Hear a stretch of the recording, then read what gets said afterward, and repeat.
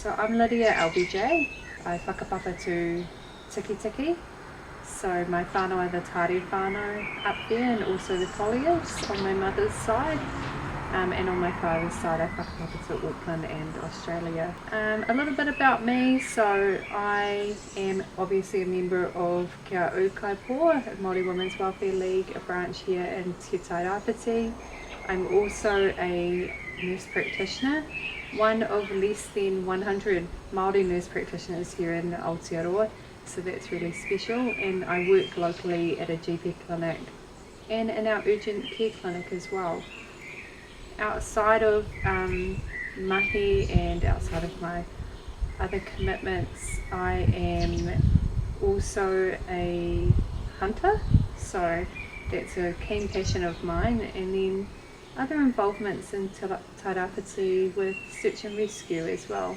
So that sums me up briefly. At the moment, we've got low stats. You're a nurse practitioner, but you're also a hunter. You're part of this community. You service the community you live in. Tell us, what do you think builds trust in a community like ours? I think being honest and authentic, which sound a little bit cheesy, but there's a lot of truth in that. I think in Tairāwhiti especially, people are quite real and straight up, and I think that when you are maybe not, they can see through that, whatever your intentions might be. So I think that should always be at the forefront of things that you're doing, and how to build trust. Yeah, so being honest and authentic in your intentions and having meaning behind them as well. So for example, when I say that, why do I want to be a member of Kia Au Kaipō? Because I truly believe in Māori women's welfare first and foremost, and I have a genuine desire to serve and commit my time to betterment of Māori women in particular, but also just that extends further to Māori people and everybody else in the community as well. That seeps into all my mahi too, with my clinical day-to-day work and also search and rescue. So a genuine desire to help and to care and to serve, I think, builds trust.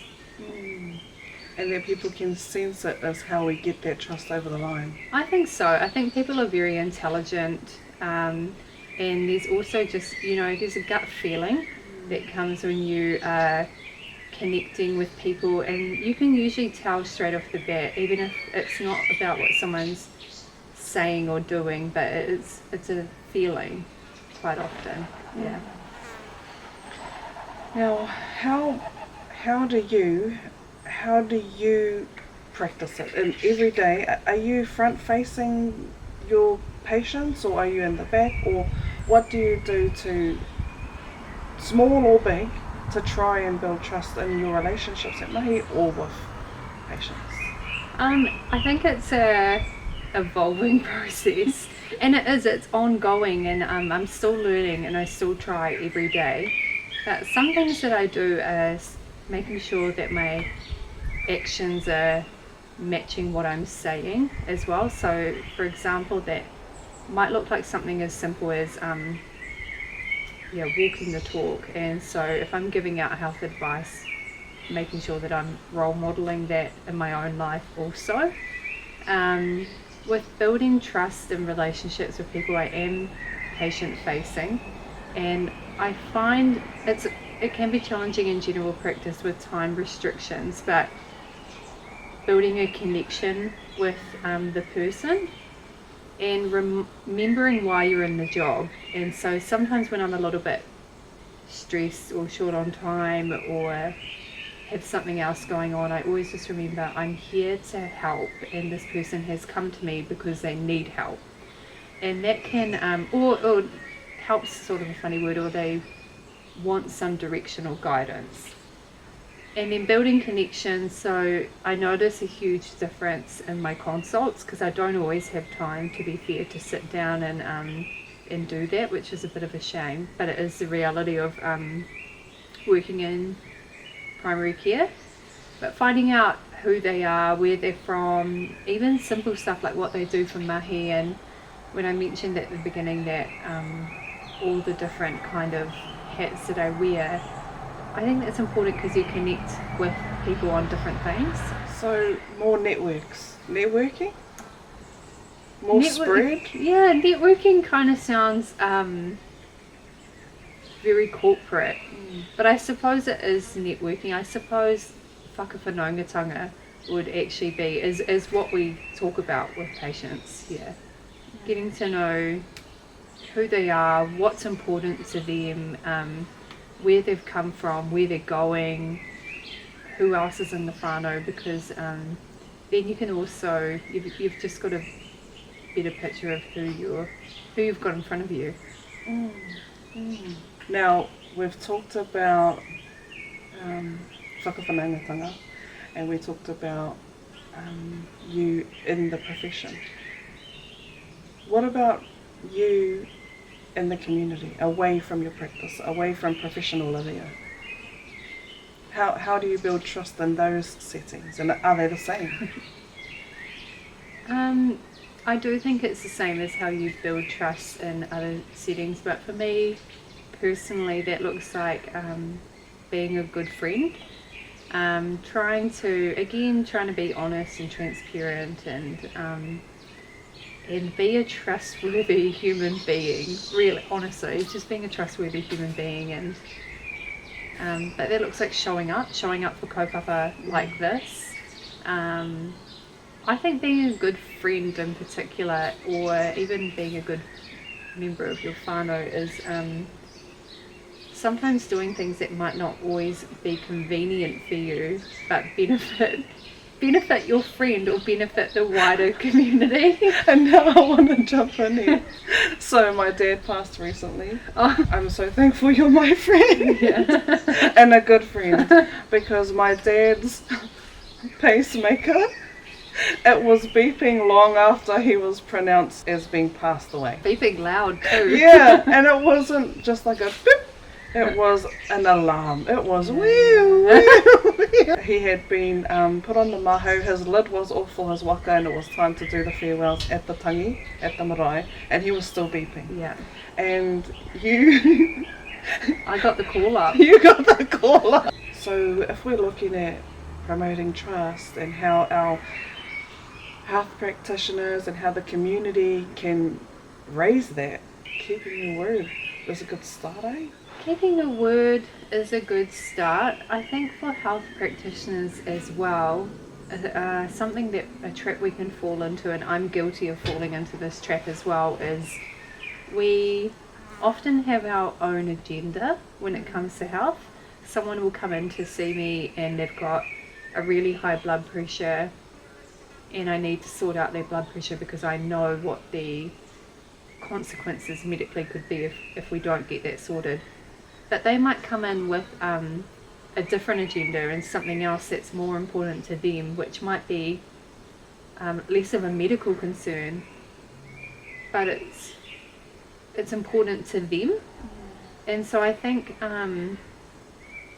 listening to your patient and acknowledging what is important to them and putting value in that too, because if you're not listening to them about the little things, they're not going to come to you or trust you with the big things.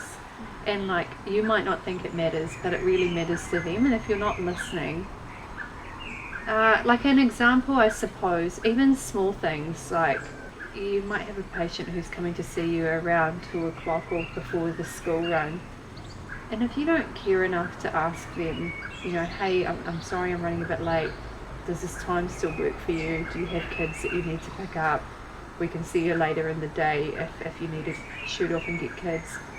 If they're sitting there the whole time worried about, oh, my baby's sitting outside school, their school's going to be phoning me soon, they're not going to be listening to anything that you're saying.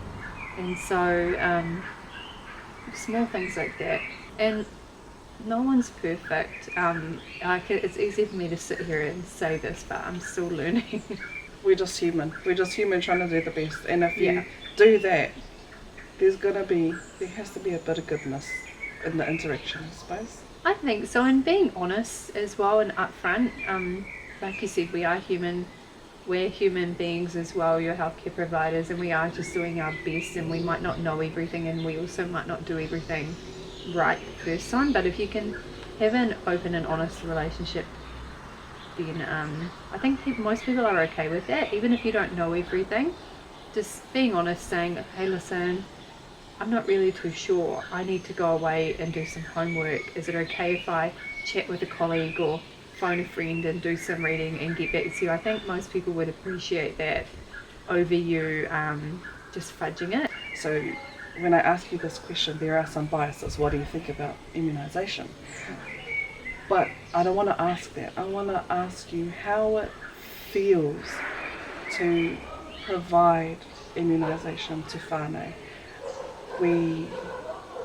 We're privileged to all be around when our friends' daughters got their HPV vaccinations, and I want to talk about how it feels to be able to provide that protection against cancer, potentially. Talk about that feeling. Well, the first word that springs to mind is special. I always think that healthcare professionals, no matter what you're doing for your patient, I always think it's a privilege to see people in whatever state that they come in, and then it just makes me so happy to know that they've been given the opportunity.